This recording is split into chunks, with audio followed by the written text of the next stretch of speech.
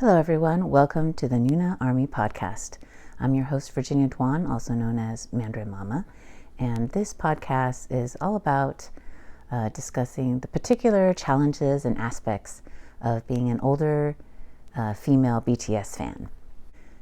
Today, I'd like to talk about how to make friends who are also BTS fans. So there's a myth going around that if you're older, in your 30s and 40s and older than that, you also matter. So 50s, 60s, whatever, that it's harder to make friends. And I've actually written an article about it before, but that's not really true. It's just that where you make your friends and where you conduct your friendships changes, not so much that making friends is particularly harder. So I would say that it seems easier when you're younger, like when you're in high school and in college, to make friends, because and sometimes perhaps right after college also, because you're in a unique situation. Like my high school, we had about maybe like 2,000 people, 2,000 to 2,500 people, I can't remember. And there was like over 500 people in my graduating class. So of course it was easy to make friends in the sense that there's the huge sample size, right? Like you run into a lot of people. You're bound to meet people that you like. Now, of course, that's not the case for everybody, but in general, there's a larger pool of people. And then in college, you live together, you hang out together, you eat together, you don't spend actually very much time in class. So again, it's really easy to make friends. So it totally makes sense why it seems as if the younger members of ARMY have a ton of friends, right? Like, I'm here to tell you it's not true, and that you don't have to be like so lonely, okay? And so I'm going to give you some suggestions on how to meet older BTS fans. Now, please keep in mind that some of these will be easier for you than others. A lot of it also depends on whether you're an introvert or extrovert. For me, it's actually pretty easy to make friends because I have zero problems talking to people in line at the post office or something. I'm that annoying person making small talk with you. And I hate small talk, but I in general hate people, but it's very confusing. But I'm an extrovert. I derive a lot of energy from conversing with people, and if I don't get interactions with other people, I start shriveling up and dying. That might be a little bit dramatic, but that's how I feel sometimes.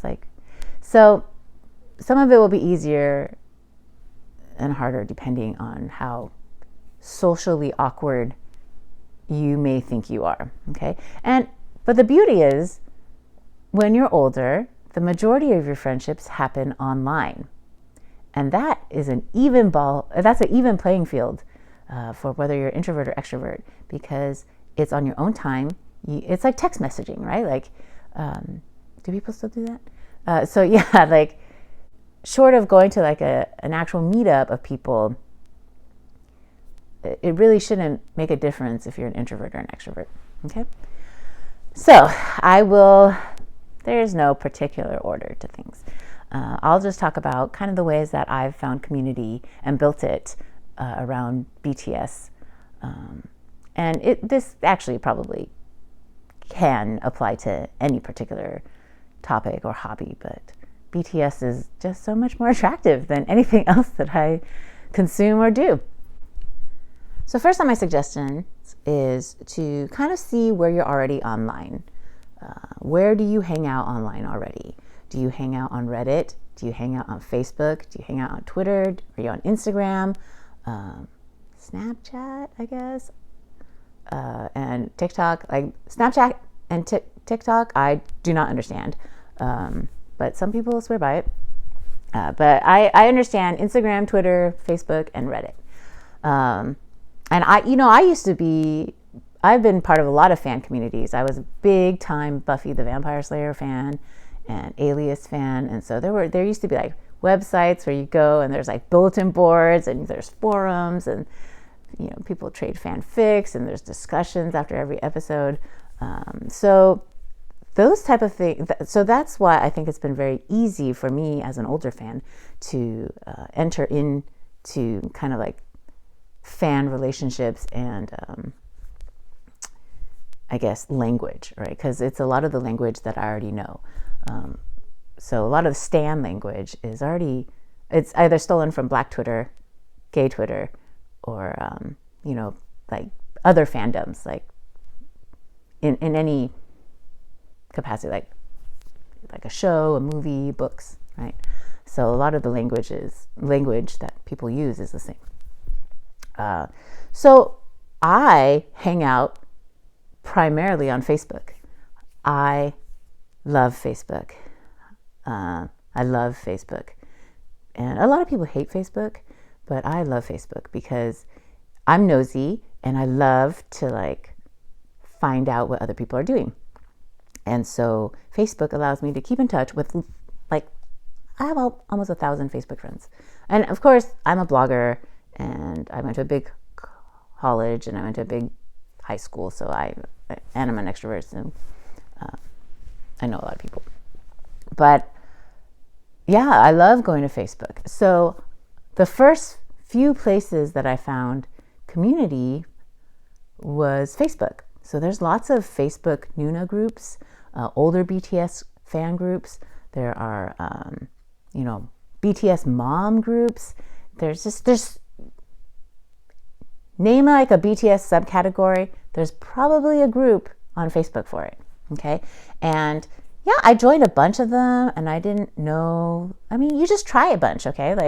And then one group will resonate with you and some won't. Okay. Some you're just going to like opt out after a few weeks, after a few months, whatever. Okay. But yeah, there's so many Facebook groups. Even if you're just like a stalker and a lurker, it's fun to see like all the pictures. It's fun to like get excited with everybody. There were groups that, I've been in Facebook groups where people did Secret Santas, Valentine cards exchanges. Like, I don't do any of those things because that smells like effort and I don't believe in effort. I hate presents. That's not true. But I don't enjoy buying things. That's also not true. I don't enjoy gift exchanges and Secret Santas and those things. Like, those things cause me anxiety and stress and I don't find them enjoyable. But my point is, all these groups, the people want to connect over BTS. It's for BTS and it's for older members. You can be in the younger groups too, but I found those to be not my scene. And I'll just leave it at that because I do believe that younger fans deserve their own space, even if it's not my kind of space. But so just as us older fans want community and people to relate to, then of course younger fans also wish for such. And so yeah, Facebook was a huge thing for me. Twitter is harder because it seems so fly by night, and all the people that you see consistently are super big accounts, and of course they have like hundreds and hundreds of replies. So it's not like you really can. It's hard for me to personally build relationship on Twitter. But if you're good at Twitter, like if you're really good at making new friends on Twitter, and I'm okay at it. I haven't tried too hard for BTS, but then you can make friends on Twitter. Okay. And another place is Reddit. I have always been scared of Reddit. This is how much I love BTS. I started a Reddit account and I started a YouTube account. No, I already had a YouTube account. I started a TikTok account. I've done all sorts of things for BTS. And so after lurking without an account and not commenting and just seeing what other people were saying for about like 9 months on Reddit, I finally, on Jungkook's birthday, I finally created an account. And then I started to like things and comment, or it's not like, it's upvoting. Okay, but follow the rules. And And so you build a community that way. You see regular people who are commenting. There's certain people who are going to be, like in all situations, when you join these groups, the measure you give is the measure you receive, whether it is for BTS or not, right? This is just how to make friends, how to build community. And so the measure you give is the measure you receive. If you don't contribute, if you don't, comment on people's things, if you don't upvote, or if you don't like things, if you don't, post every now and then, or comment, or just joke around with people, then you're not going to make friends. Okay? It doesn't matter what forum, what container, like what user interface, what social media, it doesn't matter. Even in person, even like just think of it in real life. If you met somebody in real life and they never spoke to you, they never talked to you, they never texted you, they never called you, they never, waved hi to you, are you friends? You don't know who these people are. Who are they to you? Even more so online. It's easier to hide online, right? Because you can lurk. So in person, it's harder because it's kind of rude to just ignore the person right in front of you, right? But it happens. That's how you create a public-private space, right? But anyway, so yeah, you have to engage. So if you're lonely, you need to engage with people. So other places, people that I found community, which really surprised me actually, is YouTube. Now, YouTube comments can often be a cesspool. I'm not saying you should just you go to a BTS video of millions of people reacting and commenting I love you. You're not going to build community that way, okay? But what you can do is it's the same thing as Facebook groups, right? If there are some particular reactors, like YouTube reactors that you like and you follow, then you can start building a community that way. A lot of people, actually, this is how I fell into it. I can't necessarily say that this is how everybody does it. I actually never used to comment on YouTube videos until I saw a particular reactor. And then for some reason, he resonated with me and I started commenting every now and then. And he formed these Kakao Talk, which is a web chatting app. He formed lots of chat groups on KKT, and I, on a whim, because I thought it'd be cool to interact with him too, joined. And ultimately I didn't stay in those groups because things happened. Nothing. That sounds so ominous, or like I had an affair or something. But nothing like that. It just wasn't my thing. But there's about 30 of us women that I met in the GCs, the group chats, or general chats, and we formed our own Kakao Talk groups, and so we chatted that way. You can actually find other groups on Kakao Talk and Line, which is also a messaging app that is all about BTS too. Okay, I don't sort of do that, but that doesn't mean you can't, right? And again, and then another group chat that I joined is from a subgroup of Reddit. So during the Speak Yourself tour, I went to the Rose Bowl concert the first day, and so a bunch of people off of Reddit formed a group chat solely for people who were going to the Rose Bowl concert. And there were about 20 of us, and then only 10 of us talked all the time. So after maybe a few months of us, only the 10 of us spamming the group chat, we've again splintered off to basically give the other group members a break since they weren't participating, right? So and we shared a lot of information. So yeah, then we formed our own smaller group of 10 people, and I'll go back to that. But yeah, so a lot of YouTube reactors, they either have Discord servers. Discord is a See, the things that I learned and started because of BTS. I joined Reddit. The subreddit for BTS is r/bangtan. And that, that has a Discord server. And I don't actually participate on that too much. Discord is too fast for me. But I enjoyed it. It reminded me of like IRC chats, and taking it back, IRC chats, and those because it's just chatting, right? And you can listen to music together. You can do voice chat. I was not into that, but yeah, lots of ways to connect that way. So several YouTube reactors to BTS have a big following, and their communities, a lot of them are also BTS fans, and so you get to know people that way as well.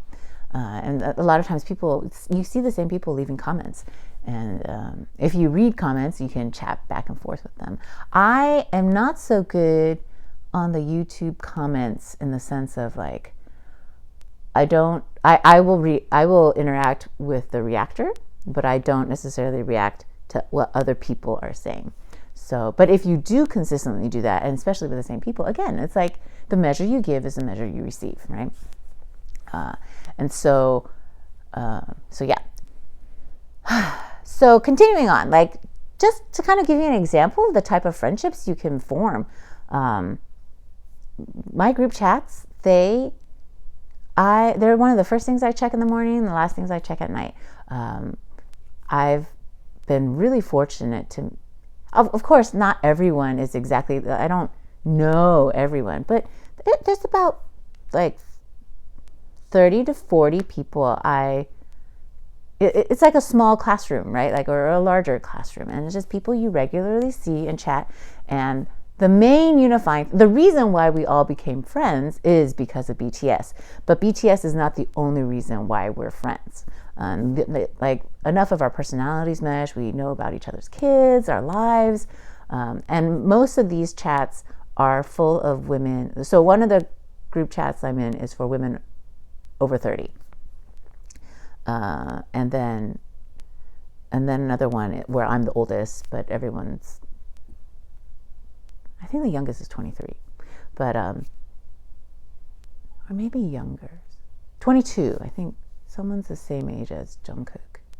Anyway, 21? I don't know. But my point is, like, we're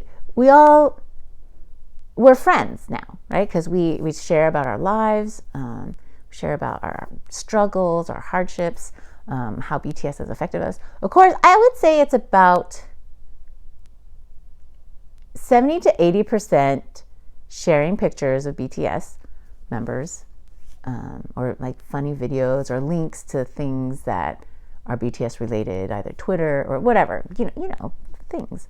And then the other 20 to 30%, and the longer we've been together, so most of these chats I've been in since May of 2019. And if you had told me ever before that I would be in these things, I'd just be like, what are you talking about? I am in group chats with my in real life friends, but I had never done so with strangers on the internet. But yeah, people sent presents. One of the members, like one of the women, sent me like stuff from Finland, and it's just gonna say hello to her. Hi. But yeah, she sent me stuff from Finland. Like, oh my gosh. I didn't even sign up for the Secret Santa because, again, not my bag. But she still sent me stuff. Like, it was so cool, like chocolates, and like she knew my kids had like food allergies, so she like freaked out and like she messaged me, made sure I knew the ingredients of all the stuff she sent us. I've had one of my other chats, we have like a membership bracelet. It's adorable. Like, they bought like a little ghost charm. We also bought like another membership, like another bracelet from like an Etsy shop. Like we have like, it's cute, right? Or like we send each other care packages. And by we, I mean they send me care packages, and I thank them and tell them I'm a horrible person and I don't do this. I've met them in real life. I've met several people in real life because the Bay Area, and yeah, and it's been really great to talk to real people, and that you kind of meet and see, and talk about BTS pretty much all the time, because my in real life friends don't necessarily care about BTS, and they shouldn't have to, right? Like, why should? I mean, they'll listen to me, and they'll look at the occasional pictures, and they're amused at my excitedness. But why should they have to be subjected to BTS if they don't want to, right? Like, that's rude. So it's been really nice to meet friends in real life. I've started to become friends. I've actually had, because I'm a blogger, and I talk about BTS a lot. Oh, this is my other thing. If you want to make friends who like BTS, you need to let people know you like BTS. You can't, I mean, you can, but it's going to be harder, right? You could like search for like BT21 clues, like see if they're wearing merch, or like, have like, BT21 merch on their stuff. Like, do they have like a chimney or whatever? But like, how likely are you to approach someone in the wild and then become friends with them? I mean, it's not very common, right? Like, although I have stopped people and asked them where they got their like BTS jersey or whatever, and it's only slightly weird that I do that. Whatever, I have very little shame. If I want that merch, I'll buy that merch. So if you want to meet people who like BTS, you kind of have to declare that you like BTS. You kind of have to talk about BTS. You kind of have to have people associate BTS with you. Not like, it doesn't have to be the only thing. My gosh, but it's okay if it is, right? And so that way, like, your hand's up, and then when other people are looking for fellow BTS fans, they see your hand raised, right? So I cannot tell you how many times in a week, usually, I get I'm either tagged or people text me pictures of BTS stuff. They go to Barnes and Nobles and see BTS stuff. They see the Mattel dolls. They see the books, whatever it is, whatever BTS it is. If it's like an article in Forbes, it doesn't matter. People know that I love BTS. People know that I care about BTS, and so they send BTS things to me. Of course, 99.9% of the time, I've already seen it. Like, please. But I don't get upset, and I don't get mad, and I don't get huffy, because that somewhere in the world, in a non-zero amount of people's minds, Virginia and BTS are synonymous. And if that's not some good, like, putting it out there energy into the world, where I will eventually interview BTS in person, then I don't know what that is.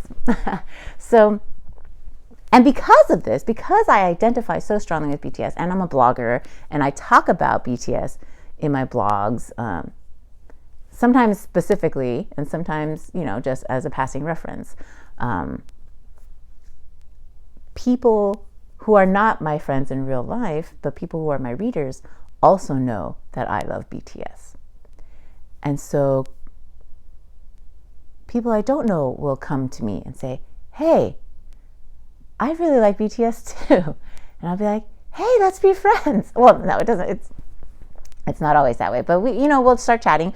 And because the Asian American community, especially the Chinese Taiwanese community, is pretty small. If you're in California and you're either in the Bay Area or the LA area, and you went to a UC, then more than likely we are at least, or at most, like 1 or 2 degrees separated. And we definitely know the same people.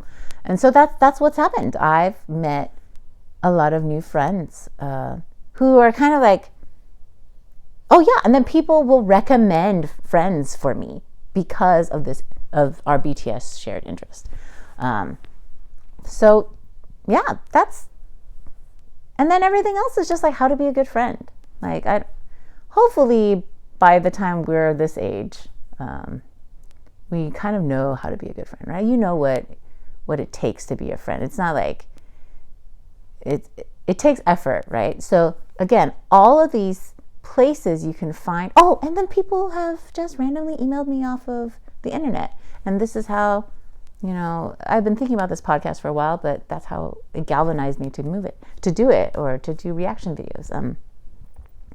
So there are so many older BTS fans out there, but you have to put in the work, right? Like you can't just sign up for a Reddit account and then assume people are going to be your friend.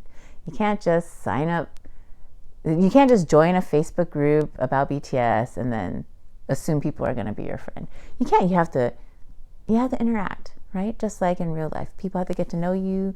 They have to see if they like the things that you say over a period of time to build trust. And you're not going to get along with everybody, and there's going to be some drama because it's life. But if you put in the time and effort, however minimal, right? Again, the measure you give is the measure you receive. Then you can make really good friends on the internet and in real life that talk about BTS. And also, if you happen to like K-pop in general and not just BTS, which I do, then that also opens up more avenues of like people that you can hang out with and chat with. And so there's I think I regularly chat with about 30 to 40 people. So like 2 group chats and then maybe 2 or 3 individual people that I chat regularly with about BTS and K-pop. And it's a lot of fun, and I've really, really enjoyed it. So I hope this helps. I hope gives you some hope. I know that I am an extrovert and I am shameless, and I'm also like an online person. But it can be done. And if you're willing to put in a little bit of effort, I think you might be surprised at. And you have to give it time, okay? It's not like you pop in once a month and then expect people to like remember you. You can't do that. You have to, maybe a few times a week. So thank you for listening. I hope if you're listening on a podcast, please subscribe to my podcast if you haven't. And if you're watching on YouTube, please like and subscribe. Again, this is the Noona ARMY Podcast, and I hope you have a wonderful day.